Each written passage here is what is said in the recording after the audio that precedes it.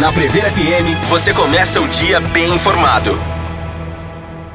Entrevista. Pontualmente 7 horas, voltamos com o primeiro jornal na Prever FM. Vamos falar de saúde hoje.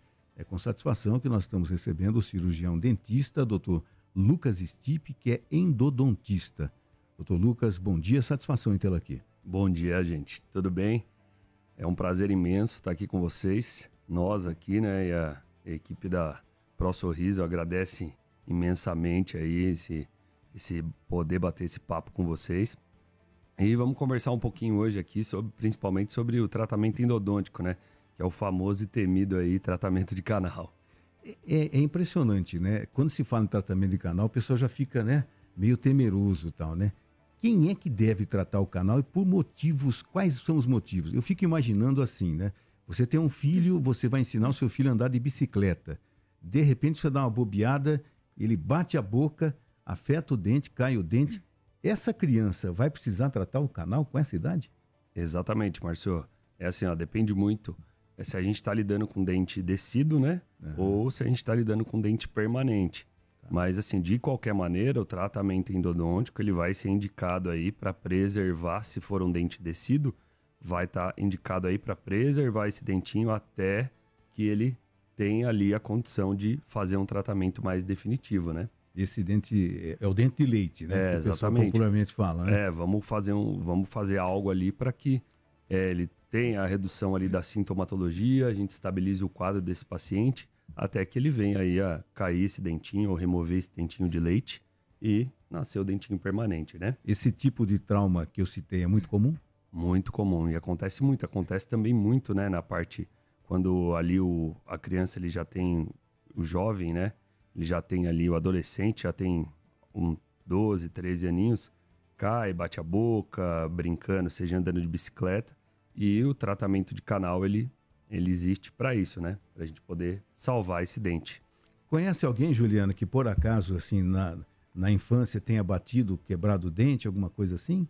Não conheço ninguém que tenha quebrado o dente, mas eu perdi meus 2 dentes de leite. É por isso que eu os perguntei. primeiros, pulando no pula-pula e batendo o joelho na boca. Nossa. Então foi meio traumático ali. Mas eu tava ansiosa para perder os primeiros dentes de leite, então superei. Agora, Lucas, você falou aí do famoso temido canal. Por que você acha que as pessoas têm esse medo e como você desmistificaria esse medo? Então, Ju, é assim, eu acho que no passado a gente tinha não tinha uma humanização, né? Um atendimento da saúde em si, ele não era tão humanizado. Hoje em dia, isso foi uma coisa que eu acho que até a internet, né? Ela trouxe muito, muito hoje, assim, para... Então, assim, as pessoas realmente passaram, quem já se importava com isso, ok, mas quem não se importava passou também a ter mais esse, né? Esse cuidado com o paciente. Então, a gente vê, eu lembro conversando com o meu avô, com o pessoal mais velho, que ia no dentista era aquela coisa absurda, né? Macabra. Tortura.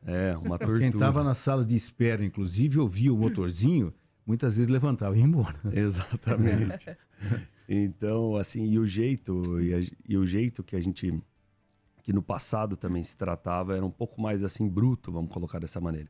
Então, hoje em dia, as pessoas têm que entender que o tratamento de canal, ele é um procedimento que ele é feito completamente anestesiado, o paciente não vai sentir dor. A gente brinca, fala assim, o tratamento de canal hoje em dia é mais tranquilo que fazer uma limpeza, tá? Porque hoje a gente tem técnicas para conseguir, o pessoal também tem esse medo, né? Será que um dente que está inflamado, um dente que está infeccionado, a anestesia pega?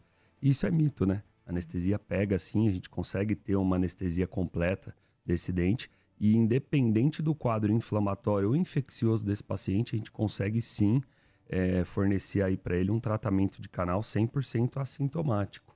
E o importante, Lucas, é que as pessoas não adiem, né? Se tiver com um problema, que procure um profissional, porque adiando esse problema, a consequência pode ser bem pior, né? Exatamente, Márcio. E hoje a gente tem que entender que a boca, né, ela tá ligada com o corpo como um todo. Então, assim, a gente até teve um artigo que saiu recentemente aí, mostrando que as pessoas que têm uma escovação correta diminuem em 35%, por exemplo, a chance de contrair pneumonia. Então, assim, isso a gente tem o sistema de canais radiculares, ele está ligado com o corpo, principalmente quando a gente está lidando aí até mesmo com a corrente sanguínea, com o coração. Então, se esse paciente ele tem uma inflamação, uma infecção, e isso é adiado, a gente pode ter aí uma complicação sistêmica, né? Pode ter, por exemplo, uma endocardite bacteriana, que é uma bactéria que a gente fala que é a bacteremia, né? Que é ali uma bactéria que cai na corrente sanguínea e vai para o coração e gera uma inflamação ali no endocárdio. Então, com certeza, é algo que tem que ser feito de imediato, né? Popularmente a gente sempre ouviu, né, que a boca é a entrada para muitas doenças, né? Exatamente. Por isso que a gente tem que cuidar primeiro da boca, né? E... pode falar. A saúde começa pela boca, né? De um modo geral, mas pode fazer isso. Pensando nisso, quais recomendações você daria para a higiene bucal? Higiene bucal, gente, é o seguinte, a gente brinca, né? Fala que o melhor motorzinho que tem é a escova de dente, né? Então, assim, o paciente, a cárie em si, é isso que a gente sempre passa para os pacientes, que a cárie em si ela é uma doença multifatorial. Então, ele não está relacionado só à higienização desse paciente. Então, muitas vezes esse paciente ele pode ter uma higienização adequada, como realiza ali 3 vezes escova o dente ali, faz diariamente, passa o fio dental. Só que isso também está ligado tem fator genético, também está ligado com saneamento básico. Então, dependendo do local onde esse paciente mora, ele está mais suscetível a desenvolver a doença cárie. Então, o que a gente fala é escovação, fio dental, né? E principalmente passar com um profissional da área da saúde, com o cirurgião dentista, né? Com o clínico geral, para poder estabelecer um plano de tratamento anual para esse paciente, de acordo com as condições dele. Então, a gente estabelece um prognóstico que, assim, o seu prognóstico é favorável ou desfavorável, ou seja, você é mais suscetível a desenvolver a doença cárie ou não. Então, a partir disso, a gente vai decidir quantas vezes, por exemplo, por ano, esse paciente tem que ir ao dentista para poder manter a sua saúde em dia. Eu já vi casos de pessoas que fizeram um tratamento de canal e elas tiveram que refazer depois de algum tempo. Isso é comum ou se deve a, de repente, não digo o canal ter sido mal feito, mas a pessoa não ter feito a manutenção corretamente dele? É realmente recorrente você ter que tratar o mesmo dente que você já tratou o canal? Sim, acontece bem e tem uma série de fatores aí. E principalmente assim, lógico, tem o erro profissional, né? Mas a gente até brinca, tem pacientes que muitas vezes tratam o canal e depois acabam não voltando para fazer a restauração, para poder selar esse dente. Uhum. Mas também acontece, muitas vezes a gente está lidando com bactéria, né? Então, pode ser que a gente tenha um insucesso no tratamento de canal por conta de ter uma infecção ali persistente, né? Uma endotoxina, que a gente precise muitas vezes refazer esse tratamento. É engraçado isso que você falou, porque assim, a gente já viu no consultório, por exemplo, radiografias que eram tipo uma pintura e que precisou de retratar, teve um insucesso. E também já pegamos a radiografia que a gente viu que o tratamento de canal, assim, foi conduzido de maneira insatisfatória, né? E o corpo reagiu bem. Então, é uma série de fatores, mas pode acontecer sim. Tem canal que precisa ser refeito. De repente você está com um problema num determinado dente para fazer o tratamento de canal e você vai adiando, pode acarretar de outros dentes também, da coisa se alastrar para outros dentes? Entendi, Márcio. Nessa situação, assim, pode acontecer quando a gente está lidando assim. Porque o canal em si, ele é inflamação ali da polpa, que é o coraçãozinho do dente, né? Mas também a gente tem a inflamação que a gente fala que é dos tecidos perirradiculares, que é a partezinha da raiz ali embaixo. Então a gente começa com uma inflamação que é quando o paciente ele fica reclamando assim: eu tô com uma dorzinha aqui, tô sentindo pulsar, parece um coraçãozinho batendo na boca, sabe?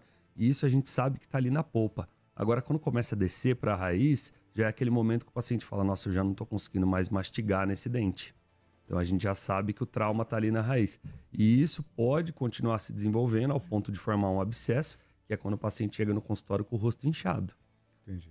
Que é que ele tem a formação de pus e tal. E nesse momento, se não for tratado, esse abscesso ele pode evoluindo até que forma uma lesão maior, como um cisto, por exemplo. E isso pode acometer dentes adjacentes também. A gente sabe que o brasileiro está vivendo mais, né? Esse ranking aí de o brasileiro está vivendo acima de 70 anos, Sim. inclusive.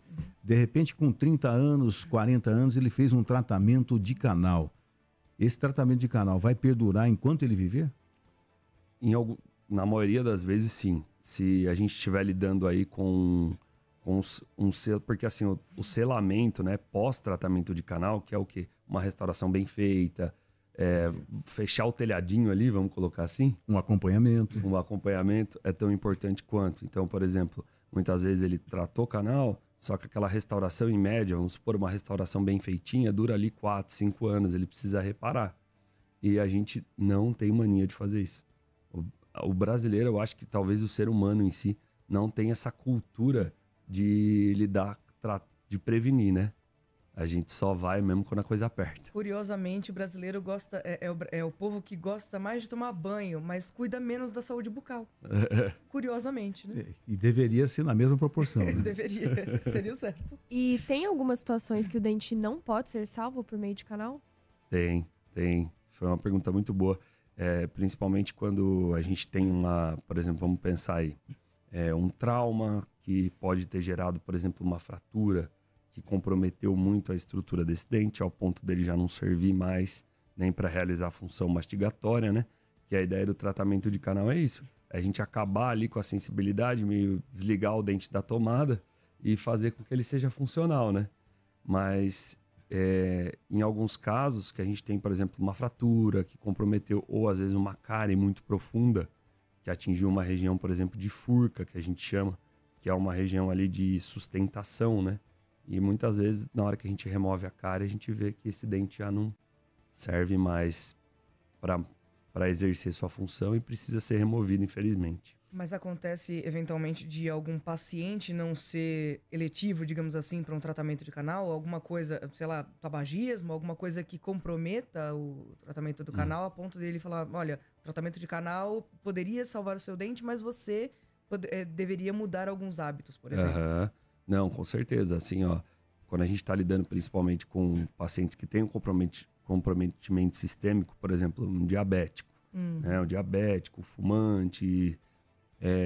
tudo isso vai piorar o prognóstico, né? Com certeza. Então, a gente tem que tomar esse cuidado, porque pode ser que a gente não tenha um reparo aí, né? Tão esperado. E também acontece, você falou de não poder tratar. Muitas vezes você pega uma pessoa também, isso com a idade também, a gente vai tendo a atresia ali, né? Daqueles condutos. E pode ser que seja um dente aí que seja extremamente calcificado. Só que hoje ainda a gente tem, graças a Deus, hoje atualmente a gente já tem técnicas que são cirurgias endodônticas, um acesso guiado, né? Para poder fazer esse canal mesmo ele estando 100% calcificado. Mas é permitido que uma pessoa com diabetes faça o canal, Sim, por exemplo? Com certeza.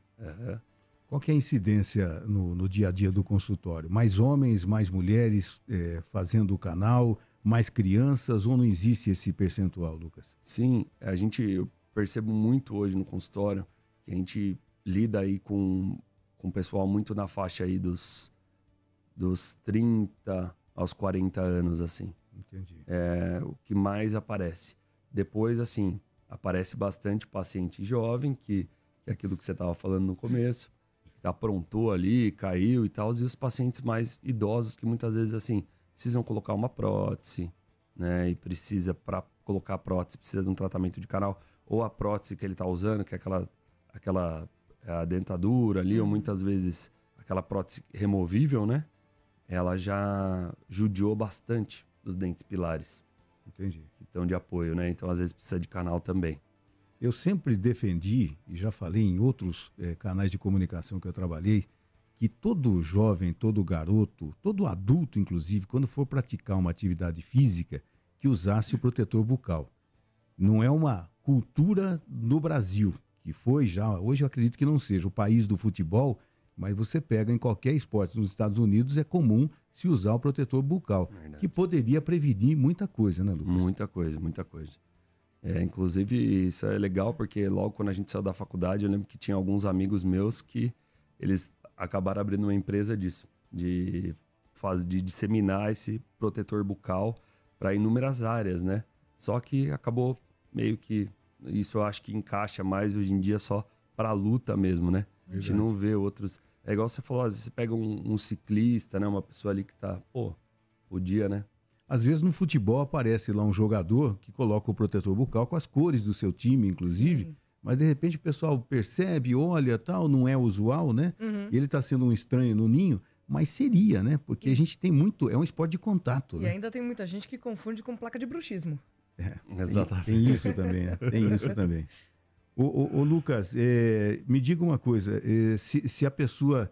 Quanto tempo demora, em média, o tratamento de um canal? Legal, mas depende muito, hoje em dia, na literatura, né? A literatura traz que a gente pode tratar, assim, tanto em uma única sessão, quanto em múltiplas sessões, depende muito da filosofia do profissional, e elas trazem o mesmo resultado ali, o mesmo percentual de eficácia, né? Então, assim, na minha opinião, eu acho que depende muito, a gente tem que ter um senso clínico. Então, por exemplo, se esse dente ele é capaz de ser tratado em uma única sessão, eu vou finalizar ali em uma única sessão, vai ser tranquilo para esse paciente, ele vai em torno ali de 1h30, 2 horas por procedimento, mas se a gente achar que a gente necessita entrar com associar algumas medicações capazes de agir em bactérias que são mais resistentes, então daí eu posso lidar com ele em uma sessão e depois pedir para esse paciente retornar de 10 a 15 dias e a gente finalizar. Entendi.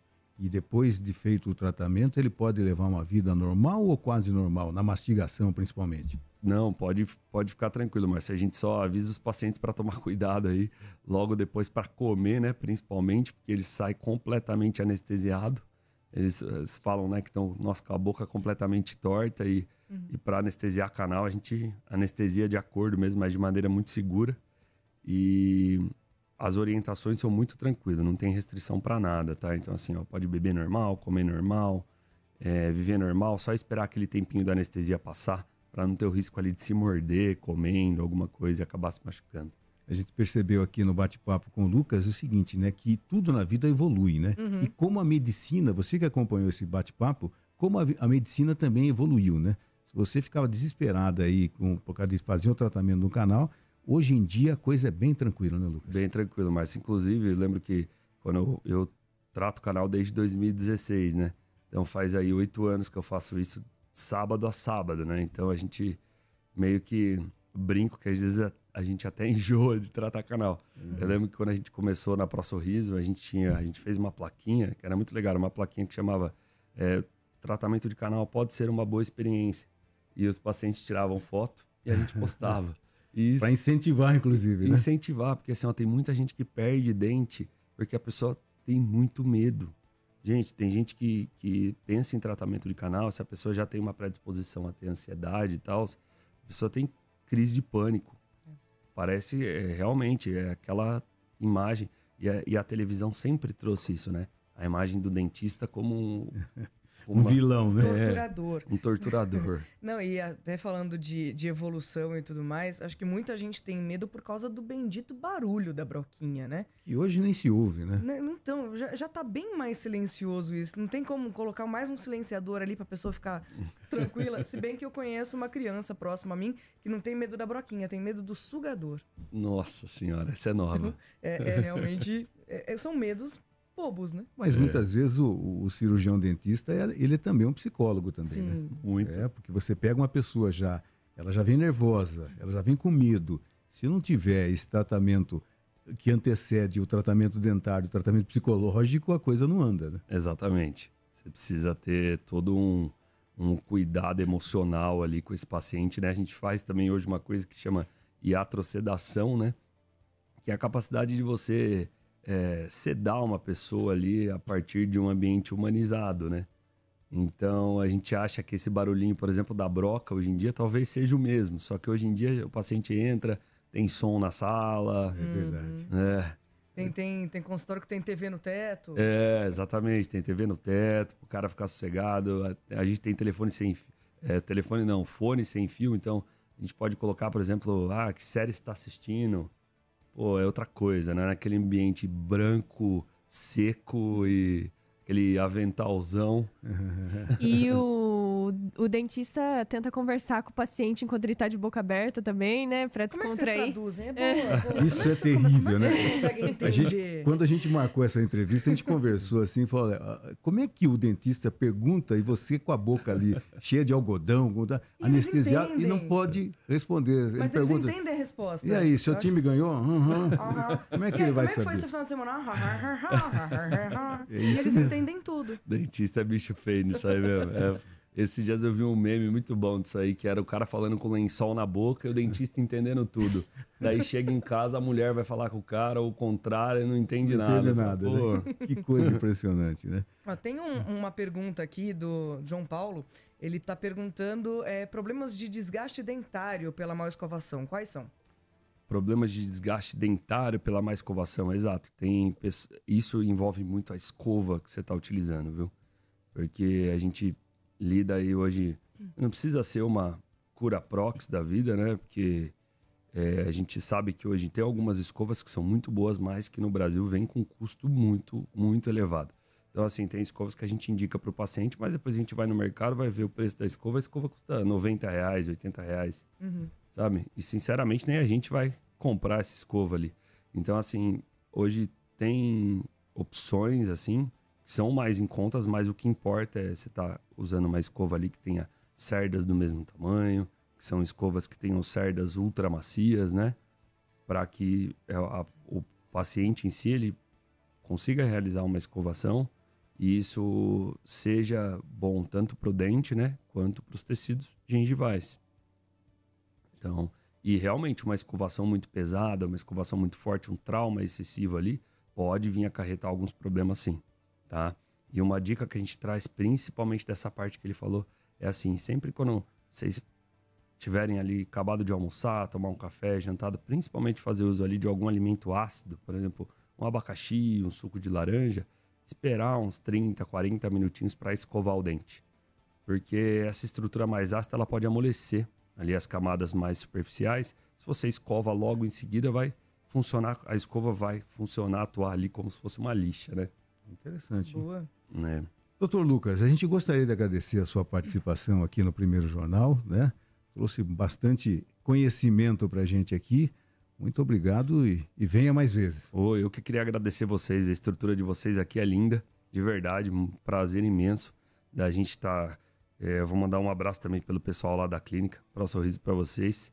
E muito bom realmente estar aqui com vocês, espero ter agregado aí. E valeu mesmo aí pela recepção aí, foi muito bom. Foi muito bom, eu espero realmente não precisar de um canal para não ter que te procurar, mas... Mas se precisar já sabe, né? Se precisar já sabe. FM